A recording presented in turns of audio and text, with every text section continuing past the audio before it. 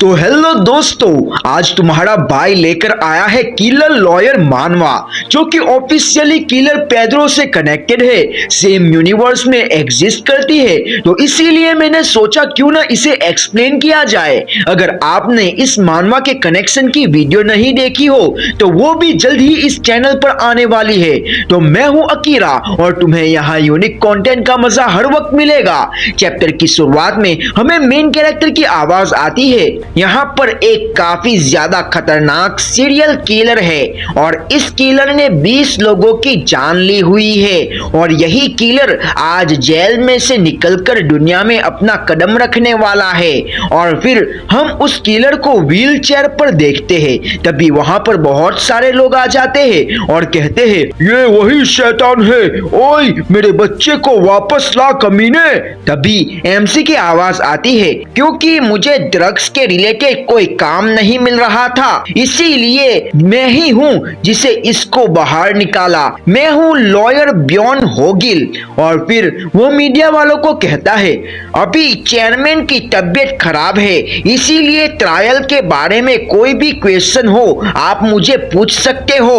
तभी सभी लॉयर्स होगिल पर चढ़ जाते हैं। उनमें से एक पूछता है, आखिर तुमने इस दानव को क्यों डिफेंड किया? दूसरा पूछता है, हमें बताओ आखिर तुम क्या सोच रहे हो? होगिल कहता है, जैसे कि आप लोग जानते हो कि मैं एक लॉयर हूँ तो मैं कोई गलत विक्टिम बना नहीं सकता। लेकिन तभी उन पब्लिक में से एक बंदा होगिल पर एक अंडा मारता है और कहता है, तू शैतान है कमीने। दूसरा कहता है, एक शैतान ही दूसरे शैतान को बचाता है।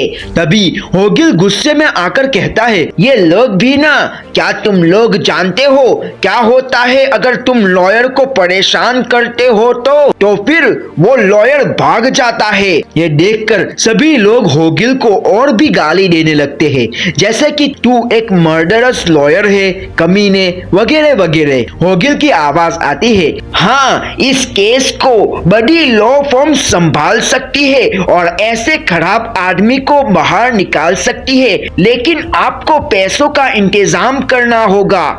लेकिन इस केस में उन लोगों ने भी रिजेक्ट कर दिया, तो आखिर मैंने ये केस क्यों लिया?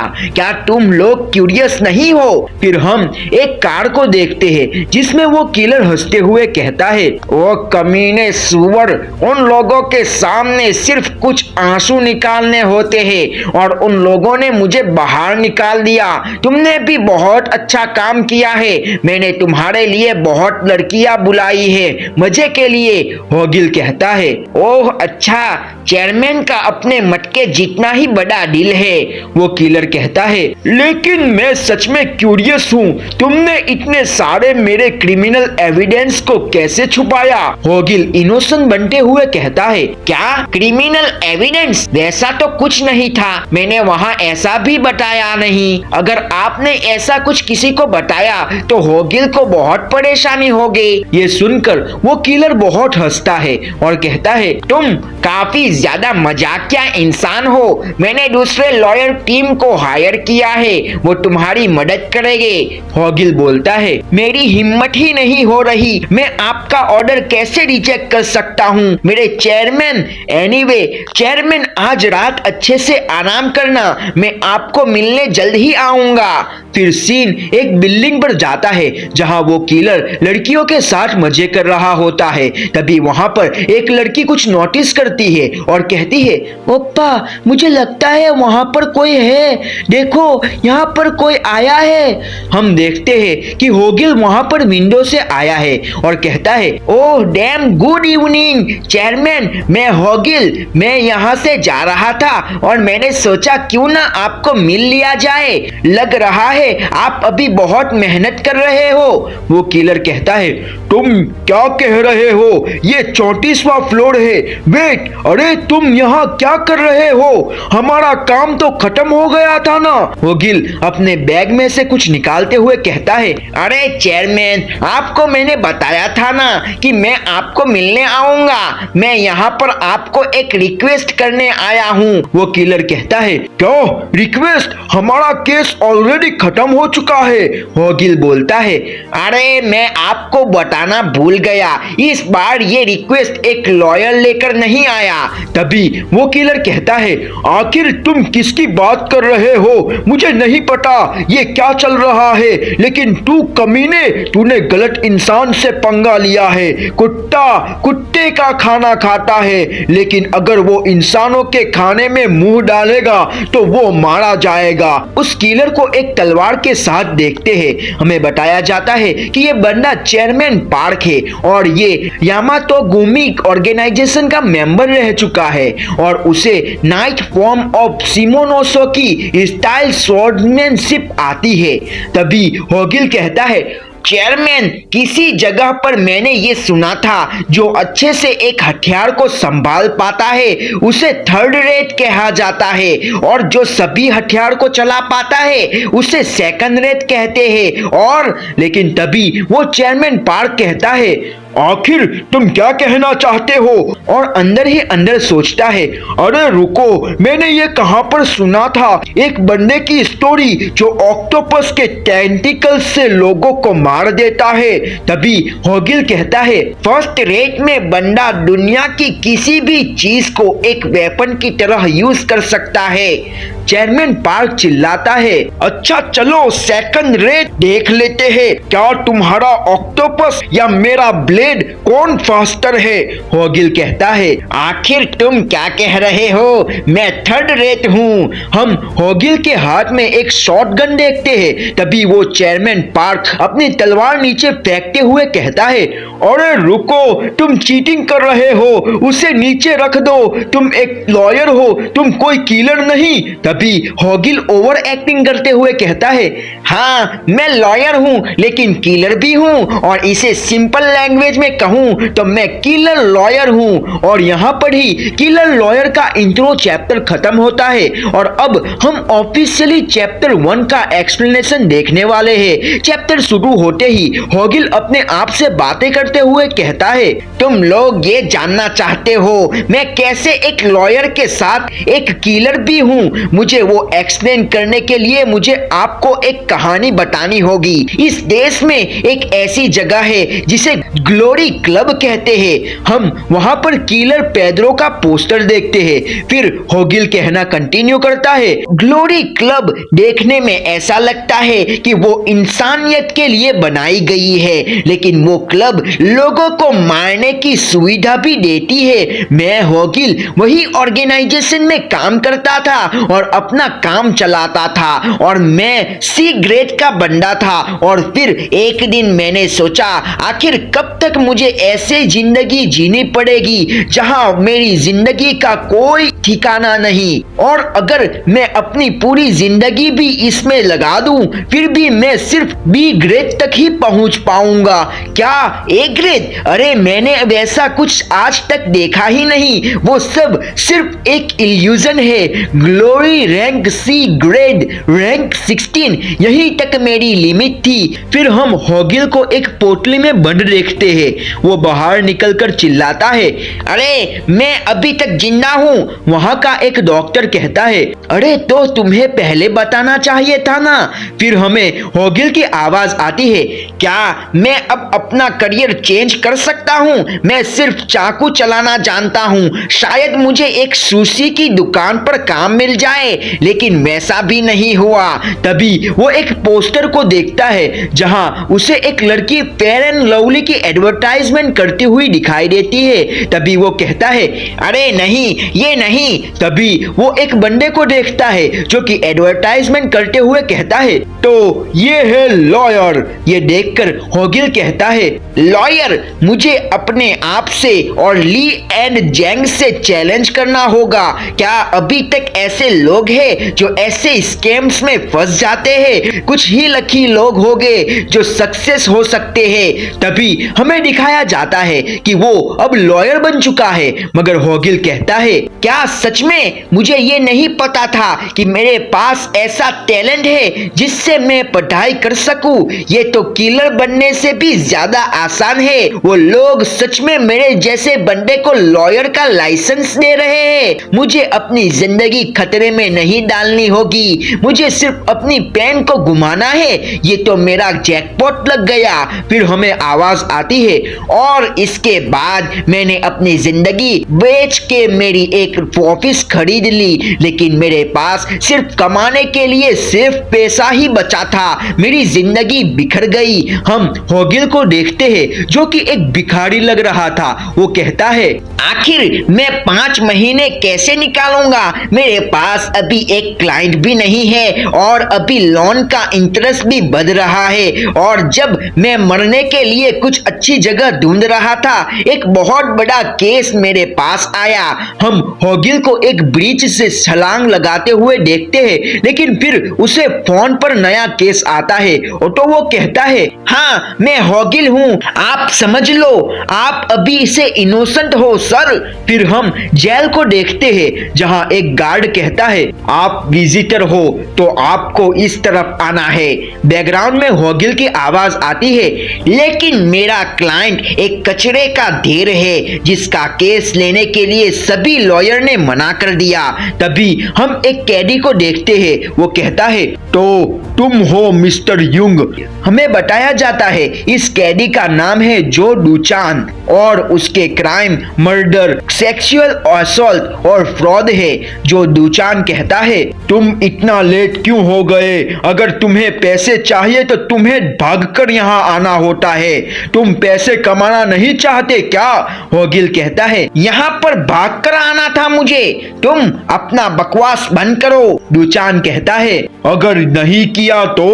होगिल बोलता है, अब मैं लॉयर हूँ, मैं तुम्हें सिर्फ 3 बार सह सकता हूँ और चौथी बार। लेकिन तभी डूचान कहता है, तुम क्या ही कर सकते हो, तुम एक गिरे हुए लॉयर हो। लेकिन तभी होगिल एंग्री होकर उसके हाथ में पेन घुसा देता है और उसका गला पकड़कर कहता है, ओए मैंने अपनी पूरी जिंदगी तेरे जैसे लोगों के गले उड़ाने में लगा दी है। तभी डोचुन डरते हुए कहता है, सॉरी, मैं तुमसे अच्छे से बात करूंगा, मुझे माफ कर दो। होगिल कहता है, तुम्हारे जैसे चूहे ऐसे अडल्ट्स के साथ बात नहीं कर सकते। लेकिन तभी हमें पता चलता है कि ये सब सिर्फ होगिल के माइंड में चल रहा था। तभी डोचुन कहता है, हे तुम अभी क्या कह रहे थे? अगर मैं चुप नहीं रहा तो तुम क्या करोगे? क्या तुम मेरा गला उड़ाना चाहते हो? तभी होगिल एक्टिंग करते हुए कहता है, अरे क्या आप मजाक कर रहे हो? फाइटिंग वो बहुत खतरनाक चीज है, मैंने आज तक एक चींटी भी नहीं मारी। डोचुन कहता है, एनीवे क्या मैं यहाँ से बाहर निकल सकता हूँ? होगिल कहता है, अगर तुम्हारे परदादा भी जज बन जाए तब भी तुम इस केस को जीत नहीं पाओगे।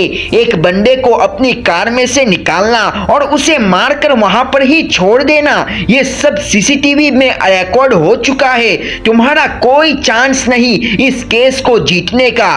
तभी डोचुन बोलता है, तो क्या है, मैं तुम्हें पैसे किस बात का दे रहा हूँ? होगिल कहता है, जब तक कि विक्टिम की फैमिली सेटलमेंट करने में एग्री ना करे तब तक हम कुछ नहीं कर सकते। डोचुन कहता है, तुमने जो कहा था उसका क्या? जाओ कोई और रास्ता ढूंढ कर आओ। फिर हम होगिल को एक रास्ते से जाते हुए देखते हैं। होगिल सोचता है, ये काम भी चाकू चलाने जैसा ही है। ऐसा कौन ही होगा जो ऐसे बंदे के साथ सेटलमेंट करना चाहे जिसने उसके पेरेंट्स को मार दिया? क्या मैं वापस चला जाऊं? नहीं, मैं ये कर सकता हूं। मैं अपने 15 साल बैटल फील्ड में गुजार कर आया हूं, सिर्फ मुझे एक सिग्नेचर ही चाहिए। चलो चलते हैं। लेकिन तभी हम एक बच्चे को देखते हैं जो कि वो हूबहू हमारे हाउ टू फाइट के मेन कैरेक्टर होबिन यू की तरह दिख रहा होता है, लेकिन यहाँ वो नहीं है। वो बच्चा कहता है, यहाँ से चले जाओ। मतलब होगिल बेचारा एक काम करने गया और उसमें भी उसे कामयाबी नहीं मिल रही। तभी होगिल नीचे झुककर कहता है, रुको जीहू, ये जैसा दिख रहा है वैसा नहीं है। जीहू कहता है, मैंने कहा निकल जाओ लॉयर। होगिल बोलता है, देखो ये बहुत बड़ा स्टेटमेंट है, ये 10 मिलियन वॉन है, ये बहुत ज्यादा अमाउंट है। सिर्फ 2 मिलियन वॉन में तुम्हारे 42 इयर्स निकल जाएंगे। हाँ, तुम्हारे पापा की डेथ एक बहुत बड़ा हादसा है, लेकिन तुम्हें अकेले सरवाइव करना है, राइट? अगर तुम इस स्टेटमेंट को साइन कर लो तो ये 10 मिलियन वॉन सीधा तुम्हारे अकाउंट में आ जाएंगे। जीहू कहता है, अगर तुम मेरी जगह होते तो क्या करते अंकल? तुम साइन करते? क्या तुम किसी को माफ कर सकते हो जिसने तुम्हारे बाप को बेरहमी से मार दिया हो? लेकिन तभी कोई दरवाजे को जोर से खटखटाता है और कहता है, देखो इस छोटे चूहे को, चलो जल्दी से पैसा दो। हमें इस बंदे का नाम बताया जाता है जो कि होता है वो टेसिक, जो कि एक ऑर्गेनाइजेशन का मेंबर है। होगिल वहां नीचे बैठकर सोचता है, आखिर क्यों मुझे ऐसा लग रहा है कि ये सीन मैंने 1000 बार अपनी लाइफ में देख लिया है। तभी टेसिक जीहू का गला पकड़ लेता है। जीहू कहता है, मैंने कभी किसी के पास से पैसा नहीं लिया, मेरे पास पैसा नहीं है। दूसरा बंदा कहता है, अगर तुम्हारे पास पैसे नहीं है तो तुम्हारा डिपॉजिट दे दो या फिर हमारे साथ चलकर इसे सेटल कर दो। तभी होगिल कहता है, ओए जेंटलमैन, क्या मैं इस बच्चे से बात कर सकता हूँ? टेसिक कहता है, क्या हम इस बंदे को जानते हैं? तभी होगिल कहता है, ऑफ कोर्स नहीं, मैं तो सिर्फ एक पैशनेट लॉयर हूँ, मैं अब जा रहा हूँ। टेसिक कहता है, आखिर वो बंदा बेवकूफ है, अपने आप को लॉयर कहता है और खुद ऐसा बंदा लग रहा है जो लोगों को मार कर आया हो। फिर इसके बाद होगिल उस घर से बाहर निकलता है और डूचैन को कॉल करता है और वो कहता है कि वो विक्टिम की फैमिली को एग्री नहीं कर पाया, मगर डूचान उसे गाली देता है और अपना काम करने को कहता है। अरे नहीं, लोगों की सोच को बदल देना वो मेरे बाएं हाथ का काम है, फिक्र मत करो डूचान, मैं इस काम को कर लूंगा। तभी सीन वापस जीहू पर जाता है, जहां जीहू एक चाकू लेकर खड़ा होता है। टेसिक कहता है, देखो इस बच्चे को, क्या तुम इससे हमें मारने वाले हो? फिर वो दरवाजा बंद कर देता है और कहता है, ये तो बहुत बढ़िया बात है, लो मेरा पेट, मारो मुझे, और यहाँ पर अब कोई नहीं आने वाला। बच्चे, अब मैं तुझे कुछ सिखाऊंगा। और फिर जीहू का सिर पकड़ लेता है और एक तमाचा मारने ही वाला होता है, लेकिन तभी जाली से होगिल कहता है, मुझे माफ करना डिस्टर्ब करने के लिए, मगर मैं अपना सेटलमेंट वहीं पर भूल गया, क्या तुम मुझे वो दे सकते हो? दूसरा बंदा कहता है, वो बेवकूफ अभी तक यहाँ क्या कर रहा है? टेसिक कहता है, ओए यहाँ से निकल जाओ। होगिल कहता है, लेकिन टेसिक उस जाली को बंद कर देता है, लेकिन तभी जीहू उसके हाथ पर चाकू से हमला कर देता है। टेसिक कहता है, ये शाइको सच में चाकू चलाता है। जीहू जोर से चिल्लाता है, जल्दी यहाँ से निकल जाओ, लेकिन तभी टेसिक उसे एक किक मारता है और कहता है, तुम आज बहुत मार खाने वाले हो बच्चे, तुम्हारे जैसे बच्चे मार खाकर ही समझ सकते हैं। पुलिस, मेरा पिछवाड़ा, यहाँ पर कोई आने वाला नहीं है।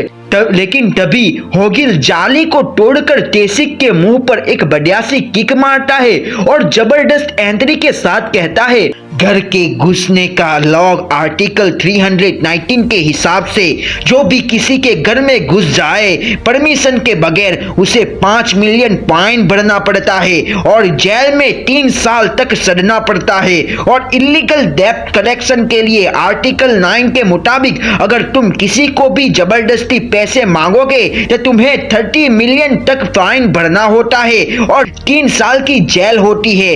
लेकिन तभी दूसरा बंदा पीछे से चाकू मारने जाता है, लेकिन तभी होगिल उसे एक मुक्का मारता है, लेकिन वो बंदा होगिल को पकड़ लेता है और टेसिक होगिल को चाकू मारने आता है, लेकिन समहाउ वो मैनेज करके टाई यूज करता है और टेसिक और दूसरे बंदे को ठिकाने लगा देता है। और फिर हम उसे बिल्कुल किलर पेड्रो की तरह देखते हैं। ये जीहो भी देखता है। होगिल कहता है, अरे यार, मेरी हेयर स्टाइल चेंज हो गई। ये कमीने, क्या तुम लोग ये भी जानते हो मारना कितना खतरनाक होता है? मेरा मतलब अगर लॉयर गुस्सा हो जाए, तुम्हारी थ्रीट मेरे लिए कुछ नहीं है। तुम्हारा टोटल फाइन 43 मिलियन वॉन हुआ, मगर जो कि मैंने तुम्हें मारा है तो मैं तुम्हारे लिए कम कर देता हूँ। और हाँ, मैंने ये सब रिकॉर्ड भी कर लिया है, तो कभी भी तुम आ सकते हो। ये लो जीहू, ये अच्छी बात थी कि मैं यहाँ पर था, मगर अब से ध्यान रखना, तुम्हारे पापा को अच्छा फेयरवेल दो